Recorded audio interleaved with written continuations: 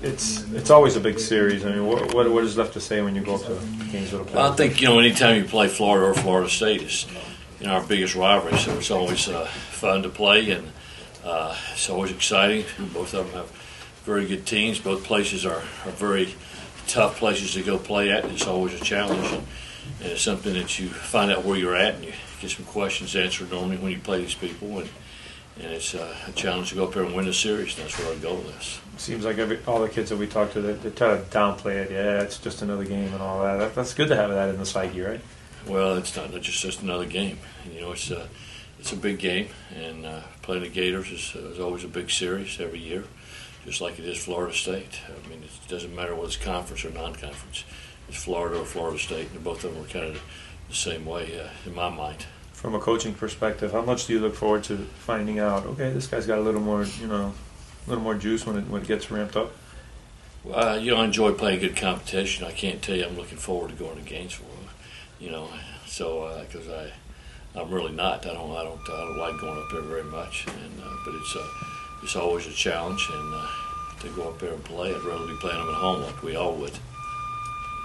Is it just that factor of playing them at home, or is the park, does it feel different? Is it the hostile environment? What is it that you don't like about it? Well, it is a different environment. Anytime you play on the road, it's a different field, different whatever. And it's so early in the season that you don't exactly know what you're going to get sometimes when you're playing outside competition, which we saw last night when we played FAU. And in this state, to be honest with you, no matter who you play, they're all good.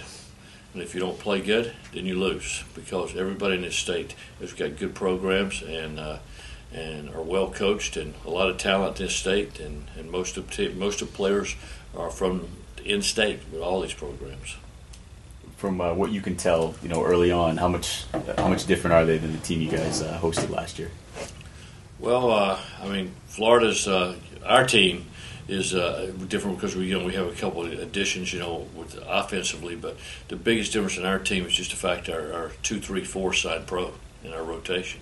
So we're searching to get our rotation. We took Woody, out of the bullpen to put him in the rotation, kind of solidify that a little bit, which probably weakens our bullpen a little bit, because we felt like our 2-3-4 were very young and hadn't pitched very much. We wanted a little bit more experience, at least in the beginning, with Woody in that role. So what about them?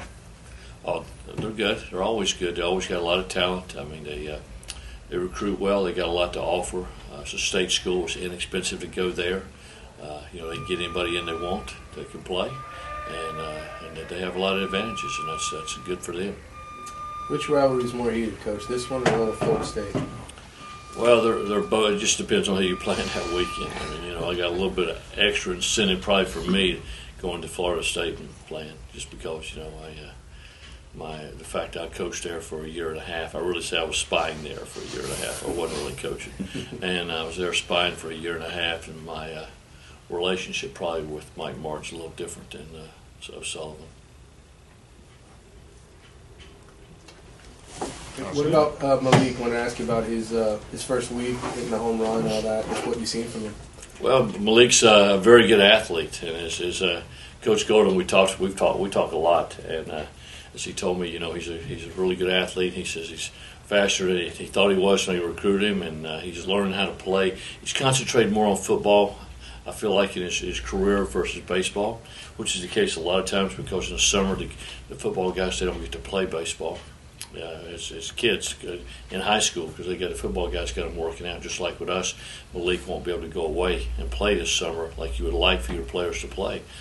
So it's tough, and you got to be an extraordinary athlete to be able to play both sports at the level that we want to play and the level that he wants to play. But he's definitely a pro prospect in baseball.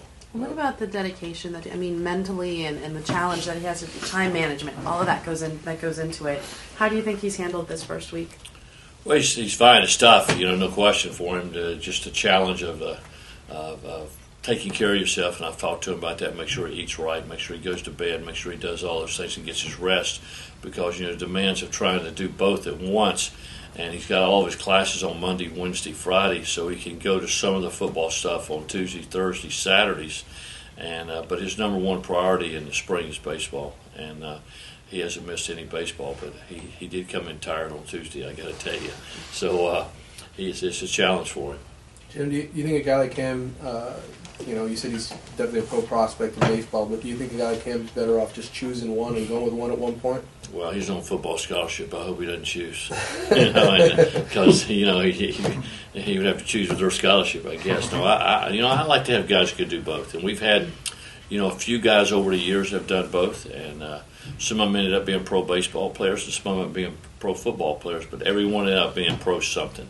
Mm-hmm. So they were to meet that challenge, and all of them got to be really good athletes. And starting with Kennard Lang was, I guess, the first two-way guy that I had football, baseball, and I kept him around to make sure he was okay if the bench is empty. I looked after him.